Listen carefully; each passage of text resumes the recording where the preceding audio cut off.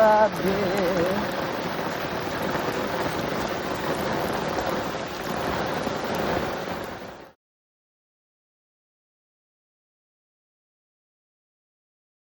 Hi guys!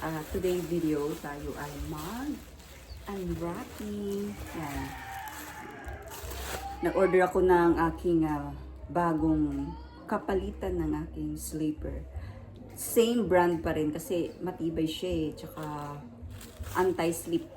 Yung last November last year. Ano yun eh? Tawi? Basta yun.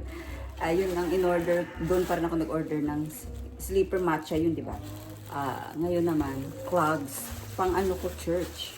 So, ito siya guys, no? Ayan. Oh. So, open ko na siya.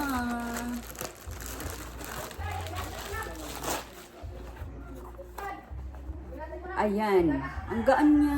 Magaan. Meron siyang butas dito, butas dito. Ang size na pinili ko ay 36 to 37. Magaan siya, ha? Kasi yung last na in-order ko, yun din ang ginamit ko sa, paggapas ng palay from Maynila to dito sa province. Umaakit ako ng bundok, punta ng gapasan, ng dagat, kung saan man.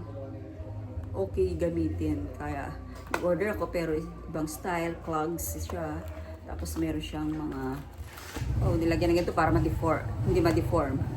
May butas dito, ayan. So, magaan siya ha. So, susukatin ko guys.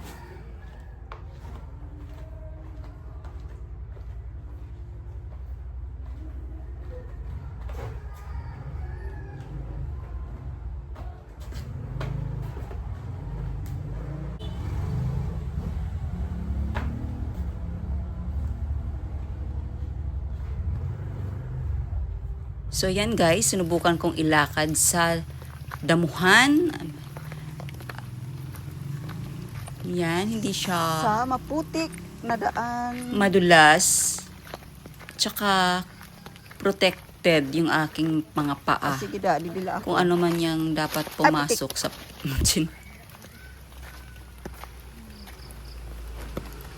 Yan, malaking bagay ang ganito. Ito sa mga batong daan.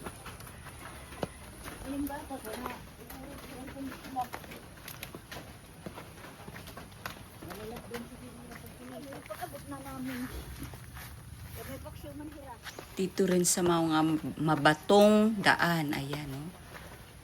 Protected din ang aking paa. Kaya okay na okay sa akin ang ganitong style. Maging diyan sa semento, sa kalsada. Diba guys?